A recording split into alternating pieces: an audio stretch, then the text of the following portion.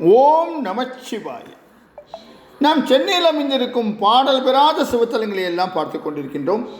அந்த வகையில் இன்று நாம் பார்க்க இருப்பது கோயம்பேடில் அமைந்திருக்கும் குறுங்காலீஸ்வரர் திருக்கோயில் பற்றித்தான் பார்க்க இருக்கின்றோம்.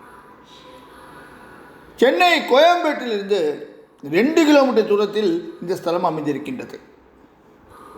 இந்த ஆலயத்தின் மூலவரின் பெயர் குறுங்காலீஸ்வரர், குசலவபுரீஸ்வரர் என்றும் அழைக்கப்படுகின்றார்.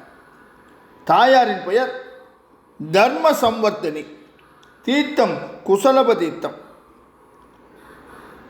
இந்த ஸ்தலத்தின் பிரகாரத்தில் யூரகேஸ்வரர் லிங்க வடிவத்தில் இருக்கின்றார்.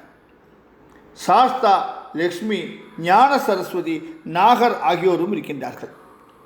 கோவிலுக்கு வெளியே உள்ள ஒரு தூணில் சர்வேஸ்வரரின் சிற்பம் இருக்கின்றது. இந்த ஆலயத்தின் விசேஷ பிரார்த்தனை என்ன? வலப்புறம் இருக்கின்ற அம்பிகையை வணங்கினால் திருமணம் கைகூடும் என்பது நம்பிக்கை. கன்னி பெண்கள் இந்த அம்பிகையை வணங்கி திருமண தடை நீங்க பெறுகின்றார்கள். நேர்த்திக்கடனாக சுவாமி அம்பாளுக்கு அபிஷேகம் செய்தும் வஸ்திரம் அணிவித்தும் நேர்த்திக்கடனை நிறைவேற்றிக் கொள்கின்றார்கள். இந்த ஸ்தலத்தின் பெருமையை பார்ப்போம்.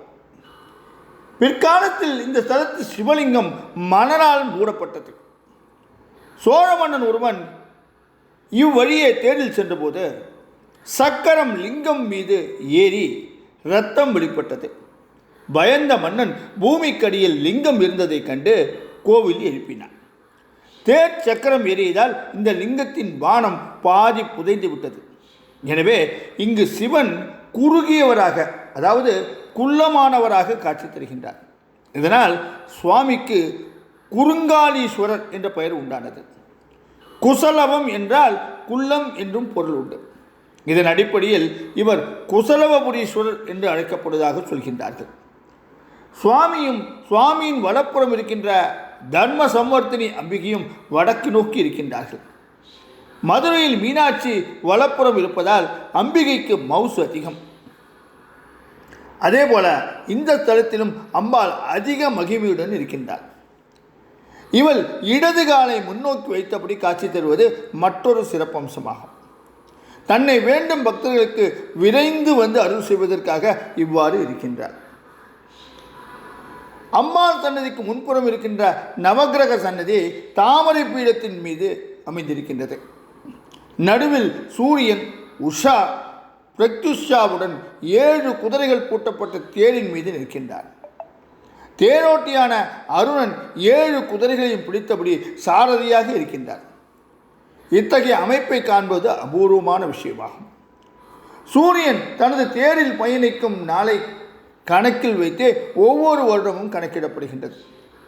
புத்தாண்டு மற்றும் பொங்கல் பிறக்கும் வேளையில் சூரிய பகவானை ரதத்தின் மீது, அதுவும் மனைவியருடன் இந்த கோலத்தில் தரிசனம் செய்வது விசேஷமாகும். சித்திரை மாதம் ரத சப்தமியின் போதும் இவருக்கு விசேஷ வழிபாடு நடக்கின்றது. நவக்கிரக சன்னதியின் தலைப்பகுதி மஞ்சள், கீழ்ப்பீடம் வெள்ளை, தாமரை பீடம் சிவப்பு, ரதம் கருப்பு, தெய்வங்கள் பச்சை என பஞ்ச நிறத்தில் இருப்பது வித்தியாசமான தரிசனமாகும். இந்த கோவில் வடக்கு நோக்கி இருப்பதால் மோட்சஸ்தலமாக கருதப்படுகின்றது. பித்ருதோஷம் இருப்பவர்கள் குசலவ தீர்த்தத்தில் பரிகார பூஜைகளும் தர்ப்பணமும் செய்து கொள்கின்றார்கள். பெற்றோருக்கு நீண்ட நாள் தர்ப்பணம் செய்யாதவர்கள், அவர்கள் மறைந்த திதி நட்சத்திரம் தெரியாதவர்கள் இங்கு என்ன நாளிலும் தர்ப்பணம் செய்யலாம். கோபுரத்திற்கு கீழே கபால பைரவர், வீரபத்ரவர் இருக்கின்றார்கள். தட்சிணாமூர்த்தி சுவாமி சன்னதியின் பின்புறத்தில் லிங்கோத்பவரின் இடத்தில் இருக்கின்றார். இத்தகைய அமைப்பை காண்பது அபூர்வமான விஷயம். கோவிலுக்கு வெளியே உள்ள ஒரு தூணில் சர்வேஸ்வரரின் சிற்பம் இருக்கின்றது. ஞாயிற்றுக்கிழமை ராகு காலத்தில் இவருக்கு பூஜை நடக்கின்றது. இவர் அருகில் அணையா தீபம் இருக்கின்றது. லவகுசர்கள் கோ எனப்படும் அரசனாகிய ராமனின் குதிரைகளை அயம் என்னும் இரும்பு வேலியில் கட்டி வைத்த ஸ்தலம் என்பதால் இந்த ஸ்தலம் கோயம்பேடு என்று பெயர் பெற்றது. பேடு என்றால் வேலி என்று பொருள். அருணகிரியார் இந்த ஸ்தலத்து முருகனை திருப்புகழில் பாடும்போது கோசை நகர் என்று குறிப்பிட்டிருக்கின்றார். இந்த ஸ்தலத்தின் தலவரலாறு என்ன? அயோத்தியில் ராமபிரான் ஆட்சி பொறுப்பேற்ற பின்பு சீதையின் கற்பிற்கு களங்கம் உண்டாகும்படி சிலர் பேசினார்கள். சீதையின் கற்பை நிரூபிக்க ராமர் அவளை வனத்துக்கு அனுப்பினார்.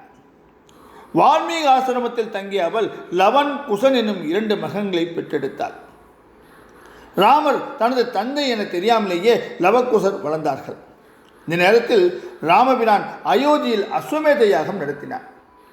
அங்கு வால்மீகி முனிவரின் உத்தரவின் பேரில் சென்ற லவகுசர் மனைவி இல்லாமல் அஸ்வமேத யாகம் நடத்துவது சாஸ்திர விரோதம் என்பதாலும் சீதாவை காட்டுக்கு அனுப்பிவிட்டதை அறிந்தும் ராமபிராமன் மீது கோபமடைந்து தாங்கள் வசித்த வனத்துக்கே திரும்பிவிட்டார்கள். அப்போது ஒரு யாக குதிரை லவகுசர் வசித்த பகுதிக்கு வந்தது. அவர்கள் அவற்றை கட்டி போட்டு விட்டார்கள். குதிரையுடன் வந்த சத்ருக்னன் குதிரையை விடுவிக்க சொல்லியும் அவர்கள் கேட்கவில்லை. அவனுடன் போரிட்டு வென்றதோடு குதிரையை மீட்க வந்த லட்சுமணனுடனும் போரிட்டு வென்றார்கள். இவர்களை தேடி ராமனும் இங்கு வந்தார். இதை அறிந்த வால்மீகி லவகுசர்களிடம் ராமனே அவர்களது தந்தை என்பதையும் அவர்களது அன்னையே சீதை என்பதையும் எந்த சூழ்நிலையில் சீதாதேவியை ராமபிரான் காட்டுக்கு அனுப்பினார் என்பதையும் விளக்கினார். இருப்பினும் தந்தையை எதிர்த்ததால் லவகுசருக்கு பித்ருதோஷம் பிடித்தது. வால்மீகியின் ஆலோசனைப்படி இந்த ஸ்தலத்தில் சிவனை வேண்டி தவம் இருந்து தோஷம் நீங்க பெற்றார்கள். சுவாமிக்கு குசலவபுரீஸ்வரர் என்று பெயர் சூட்டப்பட்டது. இப்பேற்பட்ட சிறப்பு வாய்ந்த இந்த ஆலயத்தை நீங்களும் தரிசித்து சிவகடாட்சம் பெற எல்லாம் வல்ல இறைவனை வேண்டி விடைபெறுகின்றேன். நாளை வேறொரு பாடல் பெறாத சிவஸ்தலத்திலும் உங்களை சந்திக்கின்றேன். ஓம் நமச்சிவாய.